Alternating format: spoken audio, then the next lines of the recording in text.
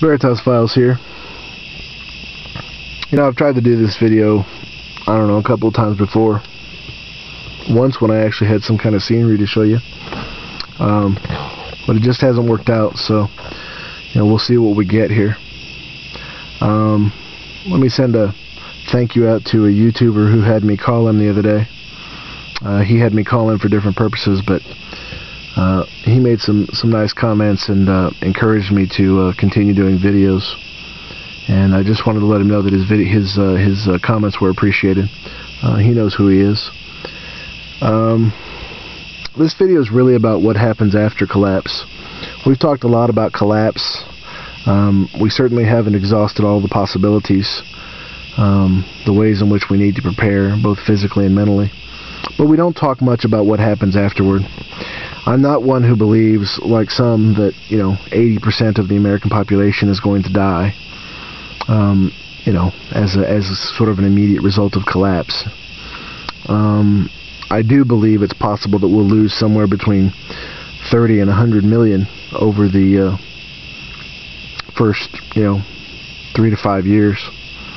After that, I think it's likely that things will have stabilized and or transitioned, so that they will have rebooted the system in some sense and will mitigate some of the damaging effects. But I don't think it's just the financial collapse that's going to cause a problem. I suspect that we're going to have a lot of environmental disasters, and that's not entirely affected by what we see currently today, but you will know, you will remember within the last 5 years we've had a tsunami that killed something on the order of 250,000 people. We've had an earthquake that killed 250,000 people, and we've had flooding that's probably killed close to that number if you add up all the countries affected. It's kind of insane. The earth is warming. I've said before, I'm not a proponent of anthropogenic global warming, man-caused global warming. I, like Aaron from Storm Clouds Gathering, am more convinced that it has to do more with the sun than it does with something like CO2 or mankind. And of course, if you Google solar storms or the Earth's magnetic field, and you read some of the articles, you'll find that NASA released information a couple of years ago that there's a massive hole in Earth's magnetic field, the field that protects us from solar radiation. And they are talking openly about solar storms that could hit us somewhere around the 2012 date, right around that December date, coincidentally enough. And these storms could be such that they take out entire power grids, crippling a country like the United States. It's not necessarily the most likely scenario, but it is possible. And you can do your own research on what it would take to prepare for that kind of eventuality. Just as a hint, electronic devices like this camera I'm using would be likely unusable after an EMP, a natural EMP from the sun, if it was of sufficient power. And the only way that I know of that you can really protect those in a good way is to either have or construct some kind of Faraday cage, something like a microwave. You take an old microwave and put your electronic items inside and cut the cord out, and they should be safe. But like I said, you can do your own research on that. But I think we're likely to still have governments, we're likely to still have international trade in the future after collapse. We're likely to reach a floor, a bottom, beyond which we don't fall, and things will begin to recover. The problem is, along with, climate changes and natural disasters, I think that governments will quickly be forced to come to the realization that there is a resource wall. They're going to have to come to grips with that. One of the wonderful and terrible things about reality is that if you ignore it, it will kill you. And I don't think that they will be able to ignore it any longer. The fact that we are running out of mineable copper and coal and oil, they're going to just be forced to get a clue. Nothing they can do about it. It's just the way that it is. And in that kind of circumstance, things will change. I want you to imagine for a moment two different environments.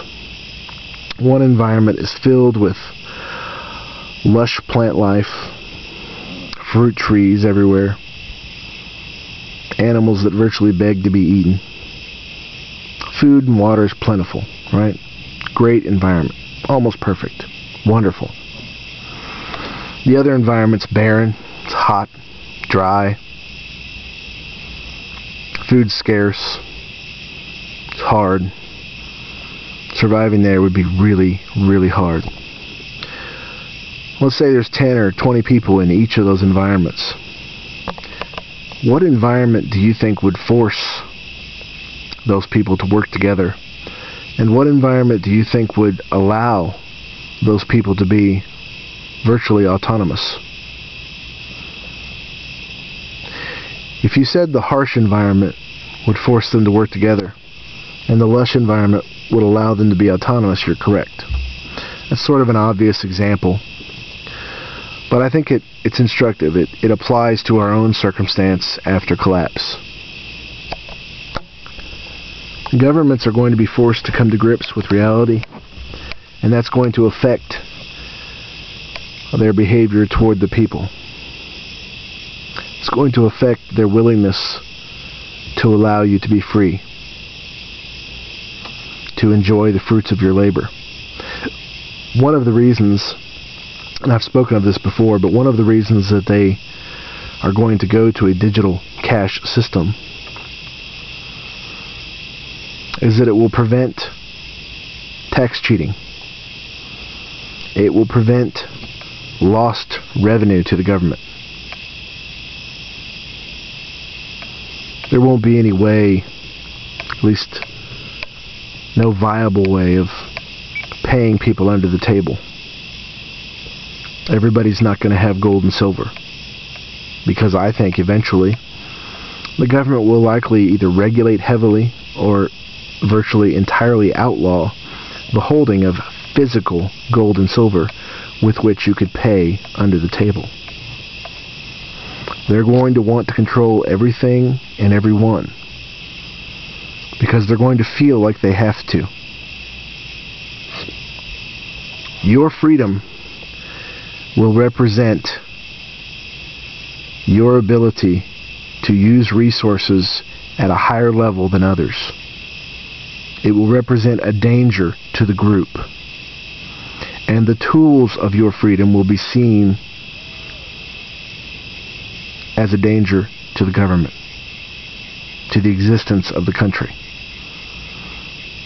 So your farm, your non-government sanctioned farm, will be seen as a problem. Google, what was it, SB 510? Google something like the Livable Communities Act. I think that's what it's called. Google these kinds of things. I don't know that any of these things will actually pass and make it into law right now, but later they will. Your views, the ones that that cause you to value things like liberty, they will become unpopular. Governments, just by the nature of what they are and who they're made up of and the circumstances or context in which they operate, are going to be forced to become more and more tyrannical. I'm not going to talk about any conspiracy theories. I'm not going to assign any particular evil beyond the evil of human nature to this circumstance. I'm just saying that they will be forced in this direction. And if you're thinking about it, it soon becomes pretty obvious that they'll be forced in this direction. They'll have to. And so my overall point is that when we think about survival. We needn't limit that to just collapse.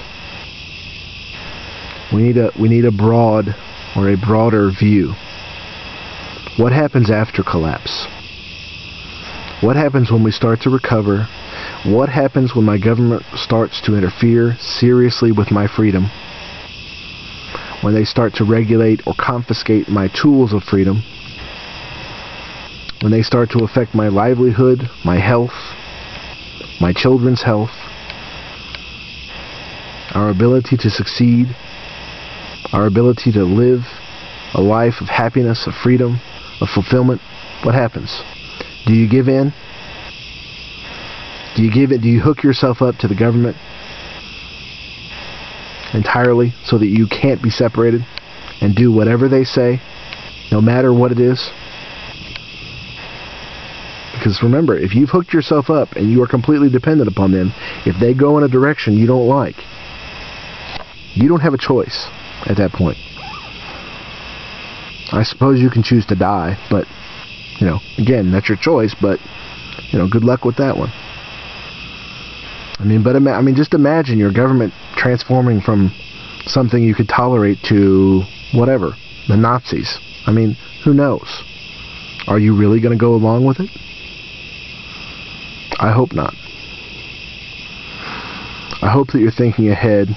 I hope that you're preparing not just to survive collapse, but to survive post-collapse. I know a lot of us don't think that there's going to be a government. A lot of us think that, 80% of the population of the earth is going to die in this collapse. I don't happen to hold that view. I think it's possible, but I don't think it's likely. Again, I think it's as likely that we'll have something like that occur from something like a natural disaster or nuclear war than from this kind of collapse. But I'm not here to really argue that point. I'm just saying that, we need to continue to reflect on these issues and think very seriously about them. The future in general is going to be about survival. It's not just the collapse to which survival applies. It's the rest of your life, and that of your children, and that of your grandchildren. And so don't foreclose on any tool that allows you to maintain freedom. I'm serious. I know a lot of people have their favored strategy, and that's fine. I wish you well in that.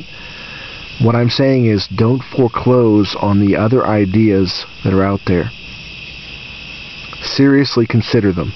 If they are viable in any sense, I would urge you to make them part of your overall strategy, however small that is. However small that is. If you favor the non-flexible homestead, great. Then please homestead. But don't do that to the exclusion of everything else. I've been harping on this for a long time because I think that's the major mistake that people will make. Some people will only collect gold and silver. Bad idea. Bad idea. If you don't know how to garden and you have zero skills, you're making the same mistake. Okay? Prepare physically. Prepare mentally. And remember that survival is going to be necessary long term. Not just during collapse, but post-collapse.